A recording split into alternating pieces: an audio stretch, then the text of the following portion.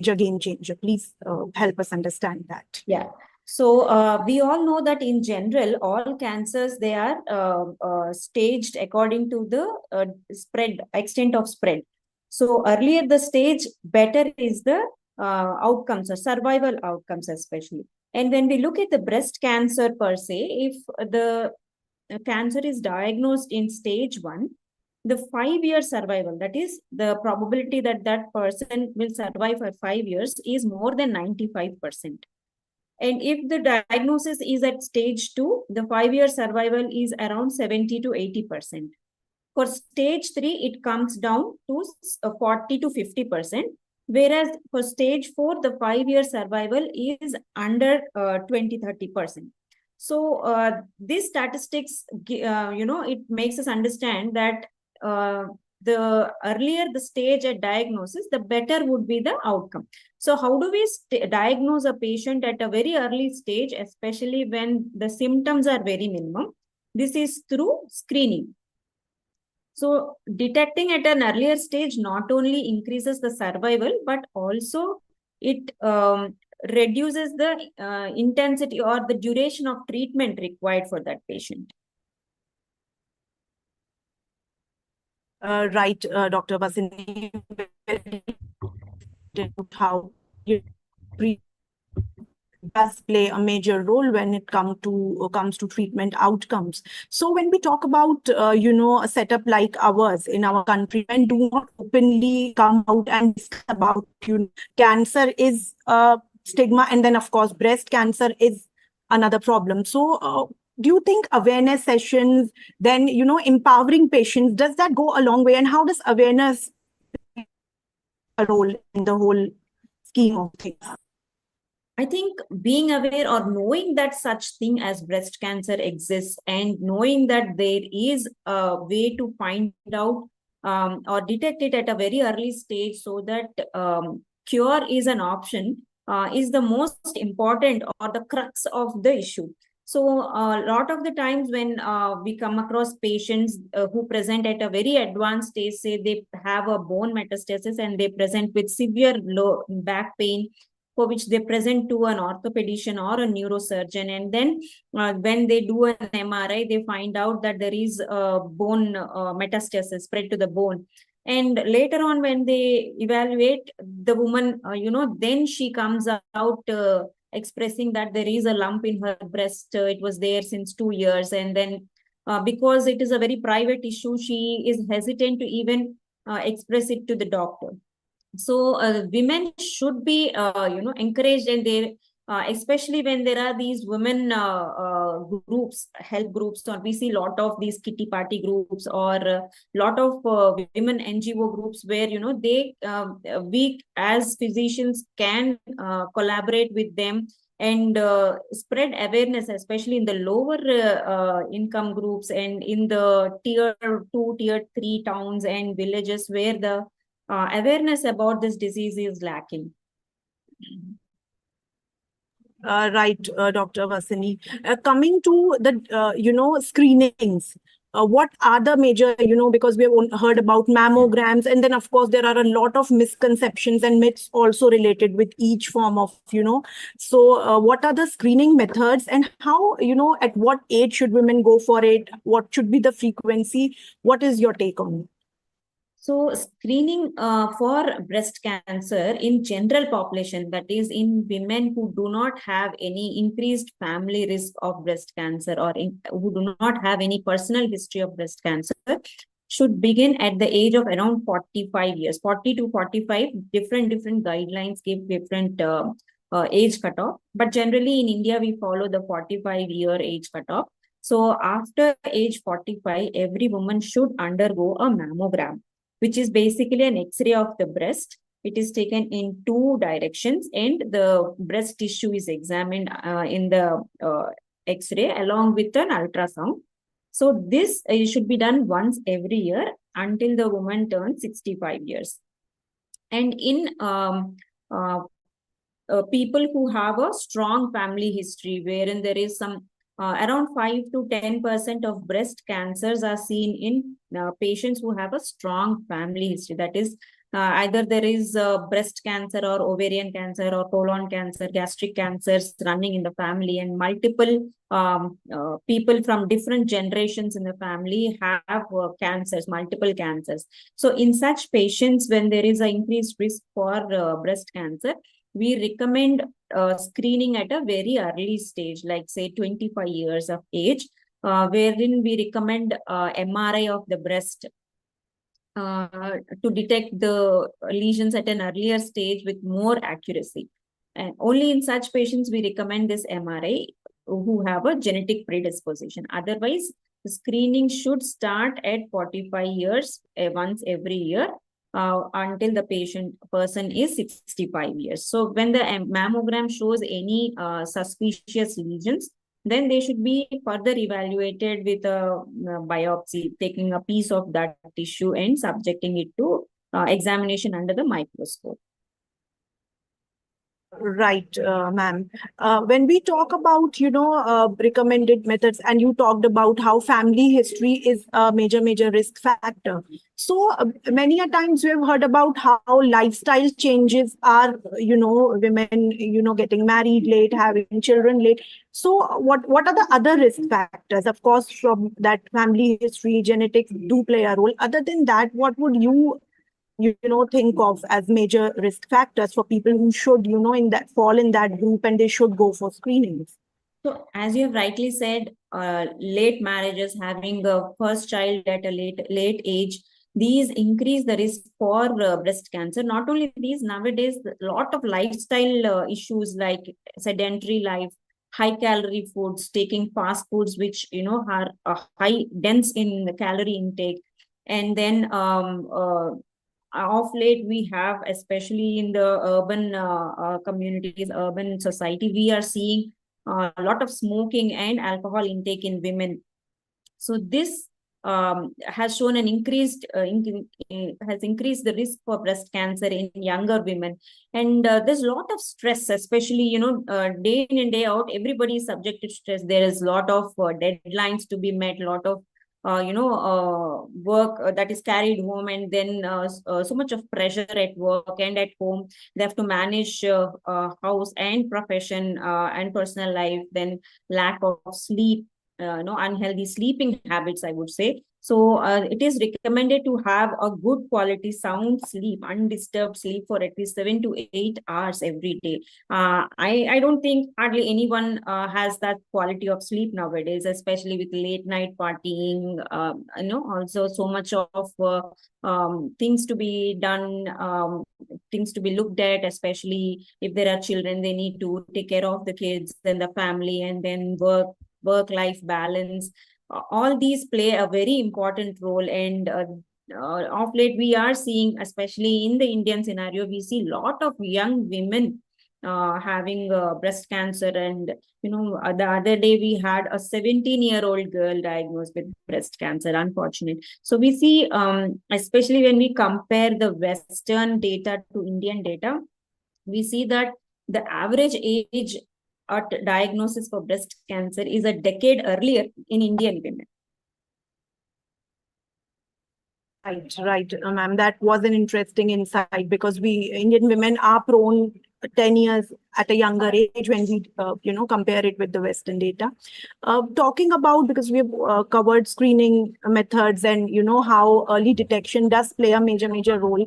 What are some of the, new, when we talk about immunotherapies and when we come to the treatment part, you think these newer therapies are going to change the overall scenario? Is the, especially when it comes to the mortality rate associated with breast cancer. So what are some of those interesting treatment options that are there? Definitely, when we look at the newer treatment options available now when compared to, say, a decade or 2 decades earlier, we have a plethora of options available, especially when we look at the breast cancer patient cohort per se. There are breast cancer can be divided into 4 subtypes.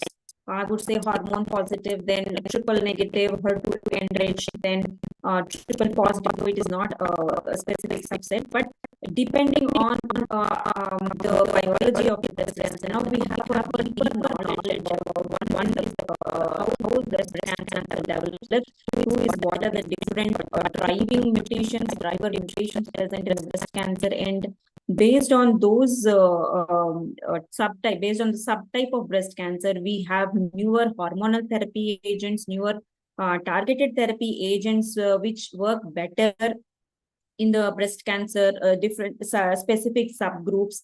If we look at, say, HER2 positive breast cancer, which is one of the most aggressive breast cancers, we have anti-HER2 targeted therapies, which were initially given in initially tried in the later metastatic setups. Now, then they were tried in the adjuvant, then in the now neoadjuvant. Neoadjuvant in the sense, now the treatment of breast cancer starts with upfront chemotherapy, that is giving chemotherapy upfront, reducing or shrinking the tumor to the maximum, then doing a minimal surgery so that there is preservation of the breast tissue with minimal morbidity or inconvenience to the patient. And based on the response, the later treatment is titrated so that the overall survival has significantly improved when compared to, say, now, if we compare the survival, say, 20 years before to now, there is a jump in the overall survival, more than 50% improvement in the survival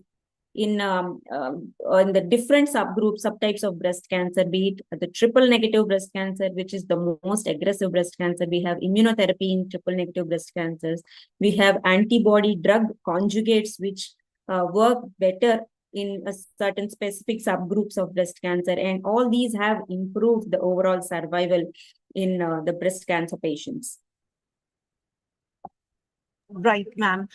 Coming to, because it is a holistic, it's not like that you go, you are diagnosed with it, you get treatment, you go back, and of course, there are a lot of follow-ups. And what is the role of, because, for a woman, it is not just a physical condition, it also affects your mental health as such. So you think counseling as a, as a practitioner, what role does counseling play? And of course, family support and all those things, they have to come together for the better, quality of life of the patient. How does all that play, I think that is a very, very important question that you have asked. So I personally feel that treatment is only 30% of the actual, care spectrum. Counseling, especially the physical, the psychological counseling that is required to the patient and also to the caregivers, the family as a whole. Especially, it is such a important part of a husband and wife relation that many a times we see that the entire family gets shattered because of the diagnosis, and there is a lot of support issues. Certainly the wife, the patient feels that she has been deserted and there is no support either from her husband or the in-laws or even from her own parents. So we do have dedicated counselors who take enough time and spend enough time with the patient and the family to help them cope first with the diagnosis itself. The diagnosis itself is a shattering experience, and they definitely require a lot of counseling and support from there are even in the Western societies, there are these support groups, and where the patients along with a counselor, they sit together, help each other out. So such support groups are coming up, especially in Indian cities as well, and they are definitely a great help for the patients from the time of diagnosis, during the course of treatment, and even after the completion of treatment in their follow-up visits.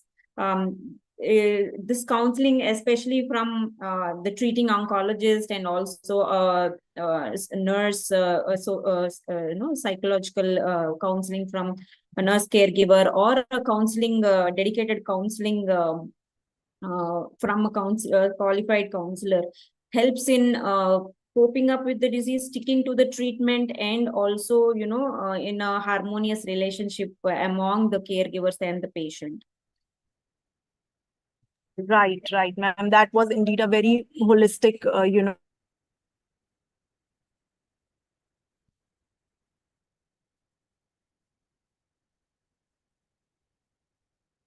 aspect of the journey. So could you diagnosed with, and the age is you don't have that younger people are getting exposed to that. So could you share some positive examples where it was diagnosed and it was a successful treatment outcome, and what role did family support and everything play? So there was this one she was not a patient actually. She just accompanied her dad for treatment. Her dad was diagnosed with colon cancer, and she was looking around and she was so scared. She just came to me for a counseling suggestion ki what precautions she can take. Then we suggested her to go for a mammogram, and unfortunately or fortunately for her, we found a very suspicious lesion which was very small, which was less than 1 centimeter. Then we did a biopsy, found out it to be breast cancer, and with a minimal surgery we could remove the tumor. And it was a hormone positive tumor, for which after the surgery she required a short course of radiation, and after which she was put on a hormonal tablet.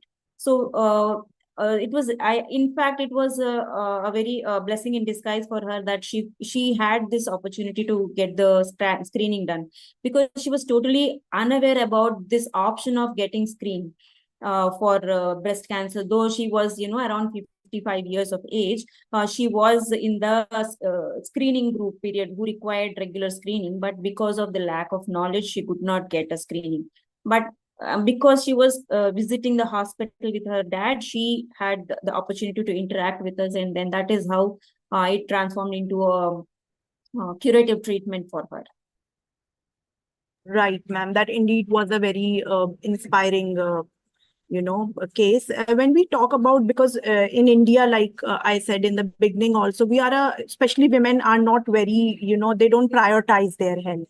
And secondly, I have seen in my own family, if, women who are in that age group, they would say, "Are nahi screening karayenge to kuch nikal hi na aaye."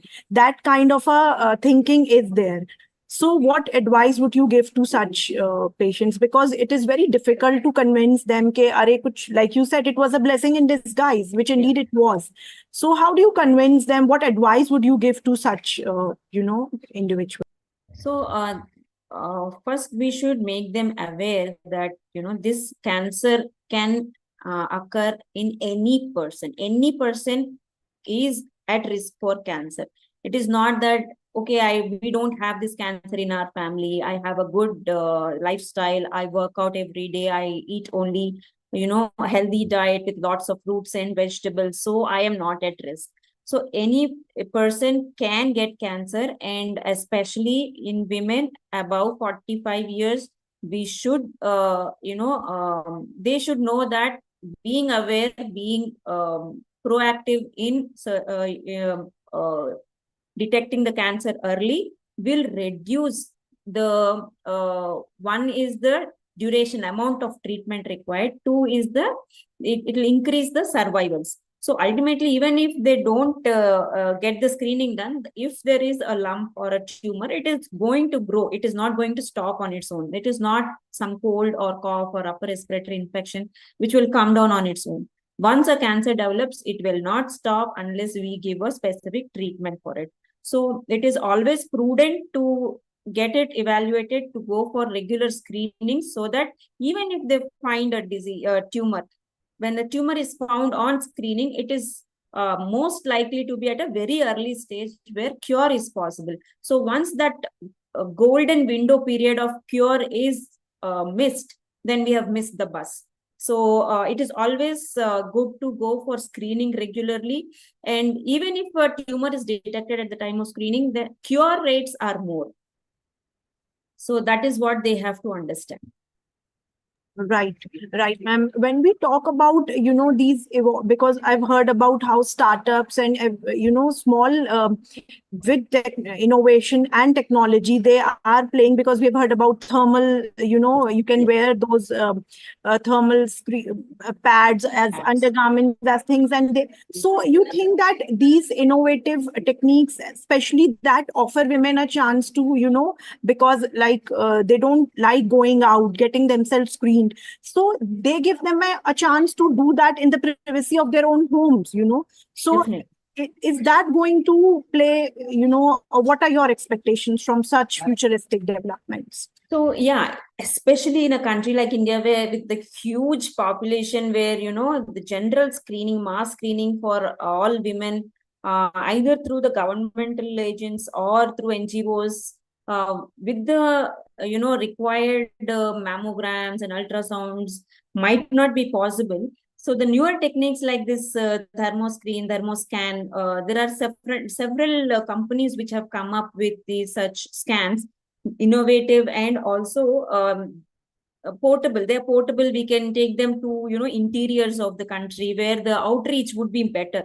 And if there is also the possibility of looking up on a phone where they can update this data, and it can be read by a qualified radiologist or an oncologist sitting in far off place, so that um, uh, the number of women that can be screened, though it is an innovative or a recent technique which needs further validation, at least there would be some method to help them screen, and then we can increase the awareness and increase the acceptance of these tests in the general public.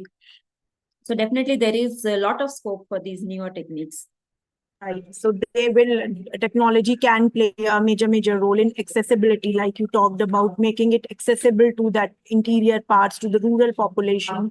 So when we talk about, breast cancer, there are a lot of myths and misconceptions also, because you talked about biopsy in the start of the discussion. And I've heard people saying, "Arey nahi, biopsy karane se to aur phail jata hai." And of course, then when it comes to breast cancer, you'll hear people, ke, "Arey nahi, jisne breastfeed karaya hai, they'll not get that kind of a cancer." So we have a lot of, so in your practice, what are some of those misconceptions that you have cleared of your patients? Because I'm sure our audience will relate to those and get an, Yeah, clarity. so especially as I told, so most of the patients or people, they believe that they will get cancer only if there is a family history of cancer. Second is if they have children at a very early age, they have a lot of kids, and then they have breastfed them all, there is no risk for breast cancer. Third is, if there is breast cancer, it should be very painful. That is a very, very, very common misconception, that most of the patients, they come with a painless lump. They come with a huge ulcerated mass in the breast. Then when we take the history, they say that it was there was a lump there lying around from 2 3 years, because it was painless. There was no pain, it was not causing any inconvenience, disturbing them. So most of the patients, they think that if it is painless, it is okay, it will go away on its own. And young women, if they have any lumps in the breast, they would think that, okay, this is not the age for breast cancer. It could be some, milk gland or some infection which is causing that swelling, and it cannot be a cancer because I'm too young for getting a cancer. So these are some of the misconceptions that I've seen. The most important one is, having a lump and which is not painful. Because it is not painful, they will think that it is harmless and then leave. But in fact, any painless lump is a very, very sinistric symptom, right? It has to be evaluated. Painless lumps are more dangerous than any painful glands or lumps or swellings anywhere in the body, for that matter.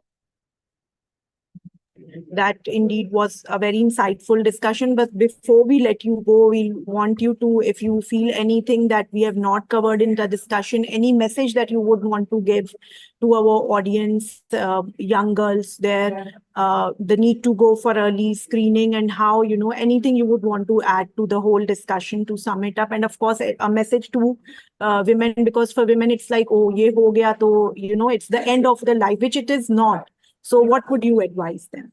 So I was talking about only the mammogram as a screening method, but every woman, once they have reached, around 18 or 20 years, they should be aware of their breast. They should know how their breast feels.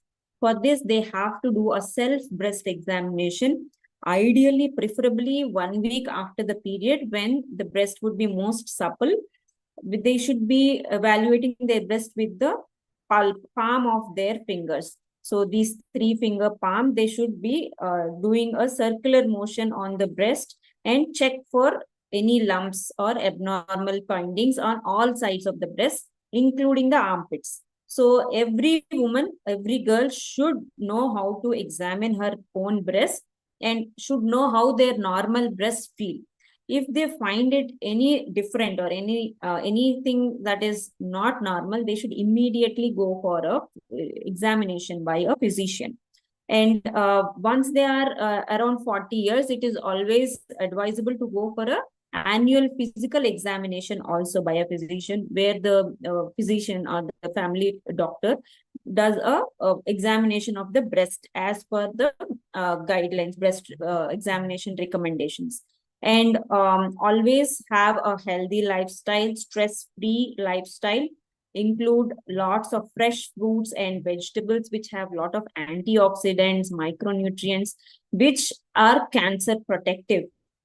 And also, most important thing is good quality sleep, which is always missed. Nowadays we see a lot of hear a lot of news that young chap 40 years suddenly collapsed. All this is because of the lifestyle or stress or lack of sleep. See late night, all these Netflix watching, binge watching, and then having late night snacks. So all these will contribute to increased metabolic syndromes and in turn increased cancer risk. So having a good healthy lifestyle, good sleep, including lots of fresh fruits, vegetables in the diet plan, exercising regularly will improve or decrease our risk for cancer and breast cancer in particular. Thank you, ma'am. That indeed was a very, very insightful discussion, and I'm sure our audience will take a lot of relevant information on early detection, moving towards a preventive lifestyle, and yes, being breast aware should be the motto. Any kind of abnormality, and they should go for those screenings for. So thanks for joining us, and it was indeed a pleasure having you with us. Thank you for having me. Thanks for being there. And that is all for today, everyone. We'll see you again in another interesting session. Meanwhile, keep on following our social media for more updated information on health. Thanks for now. Thank you. Bye-bye.